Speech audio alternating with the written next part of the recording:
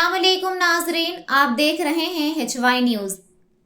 महबूब नगर Congress party दफ्तर में मुनाकिदा सहाफती conference से कांग्रेस सीनियर लीडर गाल रेड्डी हर्षवर्धन रेड्डी ने खिताब करते हुए कहा कि मरकजी बीजेपी हुकूमत ने पार्लियामेंट में जो 40 लाख करोड़ का बजट पेश किया है, उसमें महबूब नगर और तेलंगाना रियासत के किसी भी शोबे के लिए फंड्स मख्तस नहीं किया गया, जो कि काबिल अफसोस है। हर्षवर्धन रेड्डी ने कहा कि तेलंगाना के बीजेपी विज़रा, एमपीज, एमएलए और बीजेपी कायदीन तेलंगाना की आवाम से माफ़ी मांगे। बिलखुसूस महबूब नगर रुकन पार्लियामेंट DK अरुणा अपने ओहदे से इस्तीफ़ा दे दे, क्योंकि DK अरुणा ने पार्लियामेंट इंतखाबात में कई वादों को अपने मंशूर में शामिल किया था।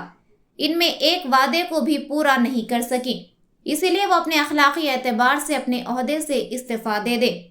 हम बीजेपी MP से सवाल करते हैं कि जहां 40 लाख करोड़ का बजट पेश किया गया, वहीं महबूब नगर या तेलंगाना को 4 पैसे मख्तस नहीं किए गए, तो आप लोगों को इन ओहदों की क्या ज़रूरत है। हर्षवर्धन रेड्डी ने कहा कि पार्लियामेंट में पेश करदा बजट सिर्फ उन लोगों के लिए तैयार किया गया है जो मोदी को संभाल रहे हैं। ये बजट बिहार की नीतीश कुमार और आंध्रा के चंद्रबाबू नायडू को फायदा करने के लिए तैयार किया गया है। उन्होंने कहा कि कांग्रेस हुकूमत ने मूसा नदी प्रोजेक्ट के लिए 1,50,000 करोड़ रुपए की तजवीज़ दी गई थी, लेकिन 1 रुपया भी नहीं दिया गया। हालांकि ये तजवीज़ कोई नई नहीं थी और इसी तरह रियासती हुकूमत ने और रियासती विज़रा की जानिब से तेलंगाना के लिए फंड के लिए तहरीरी तौर पर पेश किया गया, उसको भी नज़रअंदाज किया गया। हर्षवर्धन ने कहा कि 2013 में मौजूद UPA हुकूमत ने मुत्तहदा आंध्र प्रदेश की तकसीम के मौके पर जो क़वानीन तैयार किए गए थे, उसके मुताबिक तेलंगाना के 9 अज़ला को साल में 50 करोड़ रुपये मिलने चाहिए। इस तरह से 2,250 करोड़ रुपये तेलंगाना को मरकज़ बाकी है। कानून के तहत जो बाकी है उसको भी बजट में नहीं रखा गया।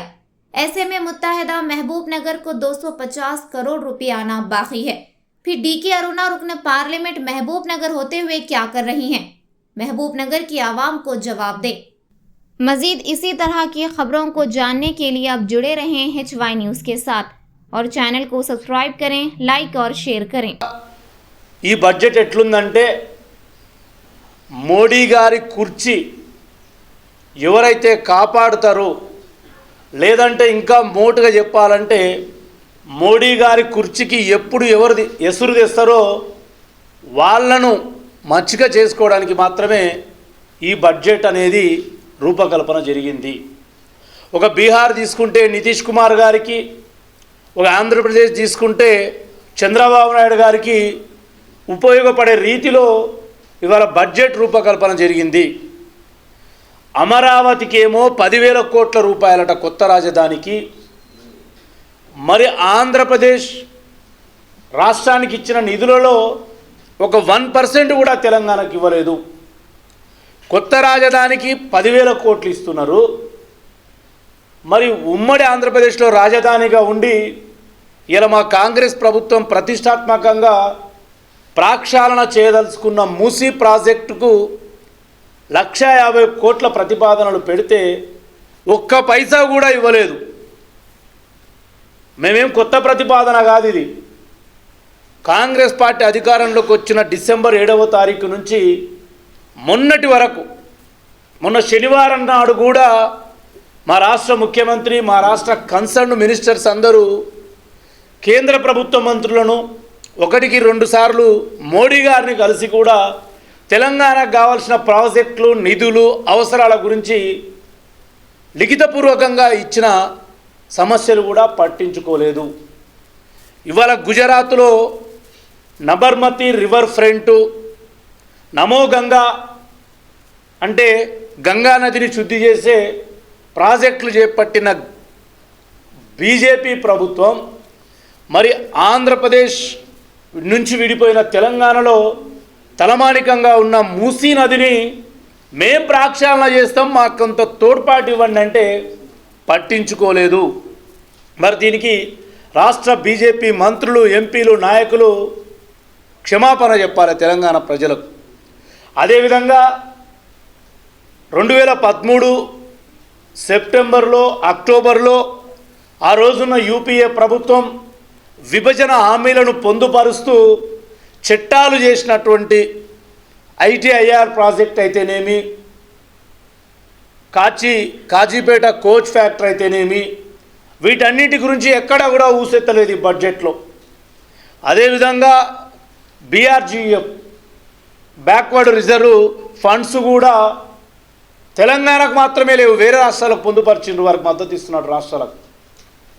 తెలంగాణకు రావాల్సినటువంటి 9 జిల్లాలు హైదరాబాద్ అర్బన్ను తీసేస్తే 9 రూరల్ జిల్లాలకు సంవత్సరానికి 50 కోట్లు ఒక్కొక్క జిల్లాకు. అంటే 9 × 50 అంటే 450 కోట్లు సంవత్సరానికి ఈ 9 జిల్లాలకు రావాలి. 2019, 2020, 2021, 2022, 2023, 24 5 సంవత్సరాలకు గాను 450 కోట్లు ఇంటూ 5 సంవత్సరాలంటే 2250 కోట్ల రూపాయలు కేంద్ర ప్రభుత్వం బకాయి ఉంది తెలంగాణ రాష్ట్రానికి. కనీసం మాకు బకాయి ఉండి కాన్స్టిట్యూషనల్ ప్రకారం మాకు కేటాయించబడ్డ ఈ 2250 కోట్ల ఊసు కూడా ఎక్కడ బడ్జెట్లో లేదు. మన ఉమ్మడి మహబూబ్ నగర్ జిల్లాకు 5×5 = 25 అంటే 250 కోట్లు రావాలి. అరుణమ్మ, మరి నువ్వేం చేస్తున్నావు? ఎంపీగా గెలిచి ఈ జిల్లా ప్రజలకు సమాధానం చెప్పాలి అరుణమ్మ. వేరే జిల్లాలు వదిలిపెడదాం, మరి 250 కోట్లు కనుక ఇప్పుడు మహబూబ్ నగర్ ఉమ్మడి జిల్లాకు వస్తే ఎంత వేగంగా ఎన్ని పనులు జరుగుతాయో మరి అరుణమ్మ గారికి తెలియక పార్లమెంటులో బడ్జెట్ గురించి సప్పట్లు కొట్టిందా, లేదు తెలిసి జిల్లా నాశనం అయితే కాకోకు నాకైతే ఎంపీ పదవి వచ్చిందని సప్పట్లు కొట్టిందా? నిన్న పార్లమెంట్లో జిల్లా ప్రజలకు వారు ఆవిడ సమాధానం చెప్పాలి. ఈ జిల్లాలో మేమే, ముఖ్యంగా నేను స్వయంగా 13 ఆగస్టు 2014 రోజు అప్పుడున్న కేంద్ర మంత్రి మానవ వనరుల అభివృద్ధి శాఖ మంత్రిని స్మృతి ఇరానీ గారిని కలిసినాం. ఆ రోజున్నటువంటి స్వర్గీయ డిఫెన్స్ మినిస్టర్ అరుణ్ జైట్లీ గారిని కలిసి దేశంలో అన్ని రాష్ట్రాలకు సైనిక్ స్కూల్స్ ఉన్నాయి, మాతో విడిపోయిన ఆంధ్రప్రదేశ్కు 2 సైనిక్ స్కూల్స్ ఉన్నాయి, మా తెలంగాణకు సైనిక్ స్కూల్ రావాలంటే ఆ రోజు నారాయణపేట కొల్లంపల్లి దగ్గర రొనాల్డ్ రోజ్ అనే కలెక్టర్ ల్యాండ్ కేటాయిస్తే అప్పుడున్న బీఆర్ఎస్ ప్రభుత్వం నిధులు కేటాయించలేదు, భారతీయ జనతా పార్టీ పట్టించుకోలేదు. దాన్ని మొన్న ఎన్నికల మేనిఫెస్టోలో మా వంశీచంద్రెడ్డి గారు పొందుపరిస్తే దాని కాపీ కొట్టి అరుణమ్మ నా పుట్టినిల్లు నారాయణపేటకు నేను మళ్ళీ సైనిక్ స్కూల్ తీసుకొస్తున్నది. మరి నిన్న బడ్జెట్లో ఎక్కడ కూడా సైనిక్ స్కూల్ ప్రస్తావన లేదు. ఎవరైనా బీజేపీ వాళ్ళు ఇంటే అంటారు సైనిక్ స్కూల్కు బడ్జెట్కి ఏం సంబంధం, బడ్జెట్ అంటే పైసలు కదా అని. సైనిక్ స్కూల్ అనేది లేదా ఏదైనా డెవలప్మెంట్ ప్రక్రియ అనేది బడ్జెట్లోనే ప్రవేశపెడతారు. మరి సైనిక్ స్కూల్ ఊస్ అనేది ఈ సంవత్సరం లేనట్టే, బడ్జెట్లో లేదు కాబట్టి మరి దీనికి అరుణమ్మ మహబూబ్ నగర్కి సమాధానం చెప్తావా, లేదా నారాయణపేట నా పుట్టినిల్లు అని నీకు 20,000 22,000 ఓట్లు మా అభ్యర్థి కన్నా నీకు అక్కడ ఎక్కువ వేసిండ్రు, మా బిడ్డ మా ఆడబిడ్డ అని. మరి వాళ్ళ నమ్మకాన్ని వమ్ము చేసినందుకు మరి నారాయణపేటలో పోయి ముక్కు నేలకు రాస్తావా అని కూడా నేను వారిని ప్రశ్నిస్తూ ఉన్నా.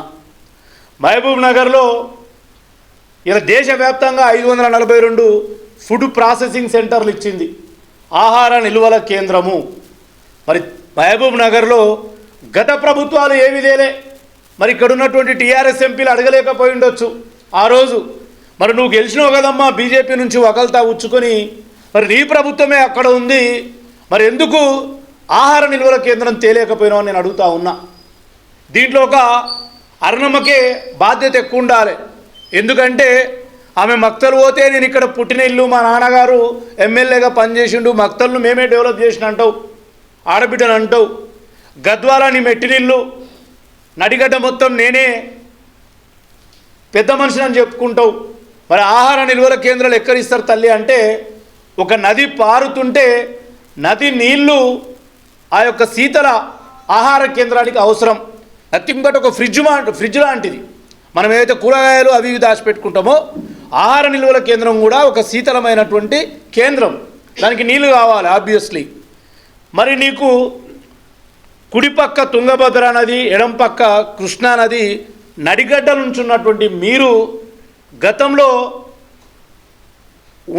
ఉండవెల్లి క్యాతూరు దగ్గర లేను జితేందర్ రెడ్డి గారు హర్సిమ్రత్ కౌర్ అనే ఒక పాత ఆహార భద్రతా వ్యవహారాల మంత్రి దగ్గర మేము ప్రొసీడింగ్ తీసుకొచ్చినాం. గత ప్రభుత్వం ఇవ్వలేదు. మరి ఎన్నికల సమయంలో మా వంశీచంద్రెడ్డి గారు ఆ ప్రాంతం ఎంపీగా నిలబడకున్నా మా ఉమ్మడి జిల్లాకు మేలు జరుగుతుందని మేనిఫెస్టోలో పెడితే నేను ఆ ప్రాంతం బిడ్డను నన్ను ఎంపీగా గెలివండి నేను తెస్తా అని చెప్పి మీరు దాన్ని కాపీ కొట్టి పెట్టి ఇలా ఆహార నిల్వల కేంద్రం ఊసే లేదు. దాంట్లో రెండు అడుగుతున్నా, మీ మేనిఫెస్టోలో పెట్టినరు సైనిక్ స్కూల్ ఒకటి, ఆహార నిల్వల కేంద్రం ఒకటి, పత్తి కొనుగోలు కేంద్రం కావాలి. మక్తల్ దగ్గర కృష్ణా చెక్పోస్ట్ దాటి రాయచూరులో ఇవాళ మనోళ్ళు పత్తి అమ్ముతున్నారు. ఇవాళ చెక్పోస్ట్ దగ్గర చాలాను కట్టాలి. రాయచూరు మార్కెట్లో కమిషన్ ఏజెంటు క్వింటాల్కు 180 రూపాయలు రాష్ట్రానికి సంబంధించిన సెస్ చేస్తున్నాడు. మరి 100 లక్షల క్వింటాలు ఈరోజు మన పత్తి అక్కడ పోయి రైతులు క్వింటాలకు 180 నుంచి 200 రూపాయలు చెక్పోస్ట్ ట్యాక్స్తో కలుపుకొని ఖర్చు పెడుతుంటే మా వంశీచంద్రెడ్డి గారు పత్తి కొనుగోలు కేంద్రం నేను మక్తల్ మర్కెల్ ప్రాంతంలో తీసుకొస్తా అంటే దాన్ని కాపీ కొడుతిరి. లేదు, ఇవాళ కాటన్ కార్పొరేషన్కి సంబంధించినటువంటి పత్తి కొనుగోలు కేంద్రం లేదు. నారాయణపేట, తాండూరు, కొడంగల్ లాంటి ప్రాంతాల్లో కందులు ఎక్కువ వండుతాయి. కంది కొనుగోలు కేంద్రం ఒకటి ఏర్పాటు చేస్తామండి వంశీచంద్రెడ్డి గారి మేనిఫెస్టోనే మీరు కాపీ కొడుతుంది. ఇవాళ అది లేదు. ముఖ్యంగా నువ్వేదైతే నేను నారాయణపేట ఆడబిడ్డనని పోయి కొంగు చాచి మొన్న ఓట్లు అడిగినావు, నీ అభ్యర్థనను మన్నించి ఆడబిడ్డవని నర్సిరెడ్డి గారి కూతురు అని నేను సీనియర్ను మంత్రిగా పనిచేసిన నాకు డేర్ ఎక్కువ, ఎవరినైనా నిలదీస్తా, నేను జాతీయ ఉపాధ్యక్షురాల్ని, మోడీతో నేరుగా మాట్లాడతా, అమిత్ షాను నిలదీస్తా అని ఎన్నికల్లో చెప్తే మిమ్మల్ని నమ్మి నారాయణపేట ప్రజలు మీకు ఇచ్చిన మెజారిటీ వల్లనే మీరు ఇలా ఎంపీగా అయినరు. మరి అదే నారాయణపేటలో ఇవాళ టెక్స్టైల్ పార్కుకు సంబంధించి ఎందుకు హ్యాండ్లూమ్ సంబంధించి మీరు బడ్జెట్లో పెట్టియకపోతుంది? నేను ఒక్కటే అడుగుతున్నారమ్మా, ఒక్కటంటే ఒక్కటి మీ పార్లమెంటుకు సంబంధించి లేదా ఉమ్మడి మహబూబ్ నగర్ జిల్లాలో మీరు మంత్రిగా, కొల్లాపూర్ నుంచి జడ్పీటీసీగా ప్రాతినిధ్యం వహించిన ఈ జిల్లాకు సింగిల్ రూపీ వచ్చిందంటే నేను కాంగ్రెస్ పార్టీ అధికార ప్రతినిధిగా ముక్కు నేలకు రాస్తా కలెక్టరేట్ దగ్గర క్లాక్ టవర్ చేరస్తలో. ఇంకా విచిత్రం ఏంటంటే పోలవరం ప్రాజెక్టు ఆంధ్రప్రదేశ్లో కడుతుంటే దాన్ని పూర్తి చేయడానికి ఇవాళ కేంద్ర ప్రభుత్వం నిధులు ఇస్తానంటే నిన్న మీరు చప్పట్లు కొట్టినరు, మీ ముందున్న టేబుల్ను చరిచినరు. మరి మీరు ఓట్లేసినటువంటి పాలమూరు రంగారెడ్డి ఎత్తిపోతల పథకం కింద 12,30,000 ఎకరాలకు నీళ్ళు అందుతాయి. దాంట్లో మీకు ఓట్లేసిన Shadnagar constituency, Jadcherla constituency, Narayanpet constituency, Makthal constituency, Mahabubnagar constituency, Kodangal constituency, Devarakadra కూడా 7 కాన్స్టిట్యున్సీలు కూడా పాలమూరు రంగారెడ్డి ఎత్తిపోతల కిందికే వస్తాయి కదా. మరి వాటికి కనీసం 1 కోటి రూపాయలైనా మీరు ఎందుకు దాంట్లో పెట్టించలేకపోతుంది? మోడీ గారు వచ్చి 2014లో మోడీ గారు బదులు సుష్మా స్వరాజ్ గారు చెప్పి జాతీయ హోదా ఇప్పిస్తామని, 2019లో మోడీ గారు వచ్చి జాతీయ హోదా ఇస్తామని మీరు చెప్తే మేము జాతీయ హోదా తెస్తామని. మరి ఎక్కడికి పోయింది? జాతీయ హోదా లేకున్నా పర్వాలేదు, అట్లీస్ట్ 1 కోటి రూపాయలు, 1,00,000 రూపాయలు, 1 రూపాయనన్నా నిన్న కేంద్ర బడ్జెట్లో పెట్టారా? పక్కనున్న పోలవరానికి ఎంత ఖర్చైనా సరే మేము దీన్ని పూర్తి చేస్తామని హామీ ఇప్పిస్తిరి, మీరు చప్పట్లు కొడుతిరి, బెంచులు కొడుతిరి. దీని అన్నిటికీ సమాధానం చెప్పండి. నేను మీ స్టేట్మెంట్ చూసిన వాళ్ళ పేపర్లో చాలా బాగుంది. యువతకు పెద్దపీట, మహిళలకు స్వయం శక్తి. ఎస్, ఆబ్వియస్లీ ఏ ప్రభుత్వమైనా ప్రతి సంవత్సరం, గత సంవత్సరం 30 లక్షల కోట్ల చిల్లరుండే, ఈసారి 10 లక్షల కోట్లకు పెరిగింది. మరి 10 లక్షల బడ్జెట్ పెరిగినప్పుడు ఒక్కొక్కసారి ఒక్కొక్కరికి ప్రియారిటీ ఇస్తారు, అది కాదనడం లేదు. ఇవాళ మక్కి మా కాంగ్రెస్ నేషనల్ మేనిఫెస్టో ఏదైతే ఎలక్షన్ల ముందు ఉండేనో దాన్ని మీరు కాపీ కొట్టినరు. సంతోషపడుతున్నాం మేము. మీరు ఇవాళ అమలు పరిచే దాంట్లో మా 3-4 అంశాలు ఉన్నాయి, మా మేనిఫెస్టోలోకి వెళ్ళి తీసుకున్నాయి. అంటే మీకన్నా ఎక్కువ మెరుగ్గా మా కాంగ్రెస్ పార్టీ రాహుల్ గాంధీ గారు ఆలోచన చేస్తున్నారు. మీకు తెలుసు 33వ పేజీలో మా కాంగ్రెస్ మేనిఫెస్టోలో పెట్టిన అంశం ఏదైతే ఉందో ఎంప్లాయిడ్ లింక్డ్ ఇంటిగ్రేషన్, అది మీరు నిన్న ప్రకటించిండ్రు. మా పార్టీ మేనిఫెస్టోలో పెట్టినటువంటిదే. 11వ పేజీలో పెట్టినటువంటి అప్రెంటిషిప్, ఎంప్లాయీ అప్రెంటిషిప్ విధానాన్ని కూడా పొందుపరిచిండ్రు. అది మా కాంగ్రెస్ పార్టీ పెట్టింది. ఆ పేజీ నెంబర్ కూడా చెప్తా ఉన్నా. నెక్స్ట్ వచ్చేసి 31వ పేజీలో ఏంజిల్ ట్యాక్స్ అనేది ఒకటి మేము రద్దు చేస్తామని మాఫీ మేనిఫెస్టోలో పెట్టినాం. మీరు కూడా దాన్ని నిన్న బడ్జెట్లో పెట్టినరు. కాబట్టి నేను ఈ వేదిక ద్వారా తెలంగాణ రాష్ట్రానికి ఐటీఐఆర్ తీసుకురాలేకపోయినరు.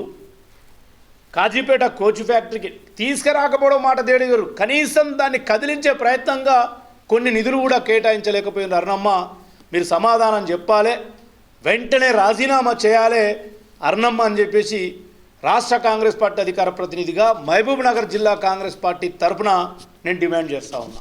Thank you.